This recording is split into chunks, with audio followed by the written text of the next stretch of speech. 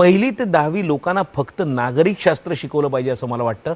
हे सगळे problem solve होतील. हा देश माझा आहे, या देशावर माझं प्रेम असलं पाहिजे, या देशासाठी या देशाचं नुकसान होऊ नये. मी एक कागदाचा तुकडा फेकला तर या देशाचं नुकसान होतं हे जोपर्यंत आपल्याला कळत नाही ना तोपर्यंत आपलं काही नाही होऊ शकत. 5 लोक लाईनीत उभे आहेत की आपण इकडनं नाही जायचं, आपण 6व्या माणसाच्या मागे उभं राहायचं हे लोकांना कळलं पाहिजे. गाडी वाटेल तिथे पार्क, आपण कितीही मोठे असू म्हणून तुम्ही रस्त्यात नाही गाडी पार्क करायची. माझ्या बरोबरीचा माणूस जो स्कूटरवरनं किंवा सायकलवरनं जातो तोही तितकाच महत्वाचा आहे. आज मोबाईलवरनं चाललं तर सामान्य माणसाला पोलीस पकडतात, राजकीय नेत्यांना पकडत नाहीत. का नाही पकडत? ही इनइक्वालिटी दूर झाली पाहिजे. पोलिसांची चूक नाही, ते बिचारे काय ते प्रेशर खाली असतात 50 ठिकाणी.